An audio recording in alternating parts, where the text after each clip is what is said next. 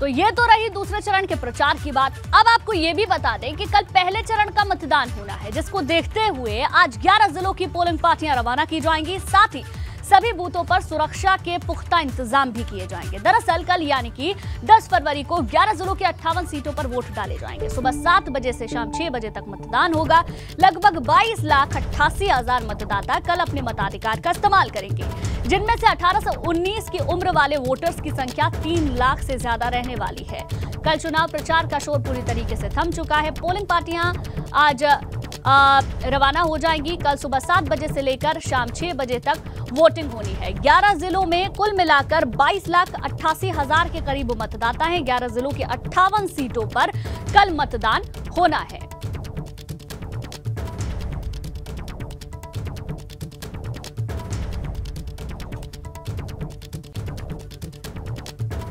और सनोज हमारे संवाददाता ज्यादा जानकारी के साथ मेरठ से हमारे साथ जुड़ गए हैं। सनोज, वहां पर भी इलेक्शन होना है और उसके लिए अब तैयारियां पूरी कर ली गई हैं। चुनाव प्रचार अब खत्म हो चुका है, राजनीतिक पार्टियों का काम खत्म हो चुका है, गेंद पूरी तरीके से जनता के पाले में। और अब निर्वाचन आयोग की ओर से क्या तैयारियां की जा रही हैं, क्योंकि कल पोलिंग होनी है? देखिए, कुछ ही देर में जो पोलिंग पार्टियां हैं वो रवाना होनी यहां से शुरू हो जाएंगी। पहले फेज की अगर बात करें तो कल 11 जिलों की 58 विधानसभा सीटों के लिए वोट डाले जाएंगे। इस वक्त मैं हूं मेरठ के विक्टोरिया पार्क इलाके में और यहां देखिए, यहां जो पोलिंग पार्टियां हैं वो कुछ ही देर में यहां से रवाना हो जाएंगी। जो तमाम तैयारियां हैं वो आप देख सकते हैं कि पोलिंग पार्टियों को रवाना करने के लिए तमाम तैयारियां यहां पर की जा रही हैं।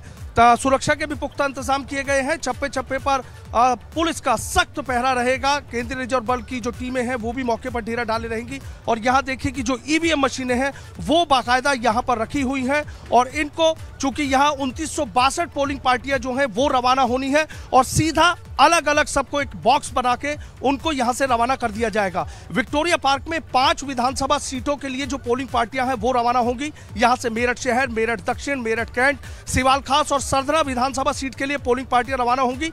जबकि एक और दूसरा स्थान है आईटीआई पार्क, वहां से हस्तिनापुर और किठौर विधानसभा के लिए पोलिंग पार्टियां रवाना होंगी। देखिए, कल वोट डाले जाएंगे।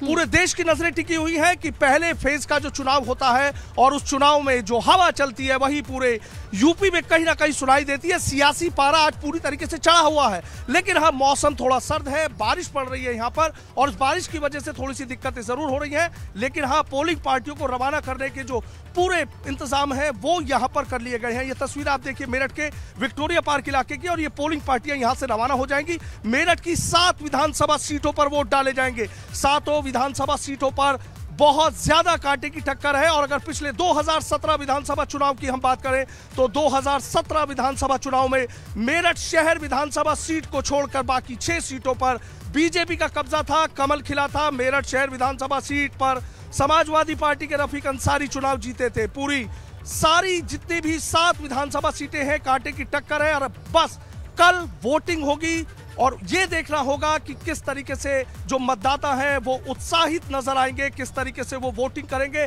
किसकी किस्मत का फैसला करेंगे। देखिए, मतदाता ये बिल्कुल साफ कर देगा कि कौन बादशाह होगा। मेरठ की 7 विधानसभा सीटों पर जो चुनावी नतीजे आएंगे वो क्या होंगे, मतदाता किसके पक्ष में नजर आएंगे। लेकिन फिलहाल ये पोलिंग पार्टियां आज कड़े सुरक्षा बंदोबस्त के बीच यहां से रवाना कर दी जाएंगी।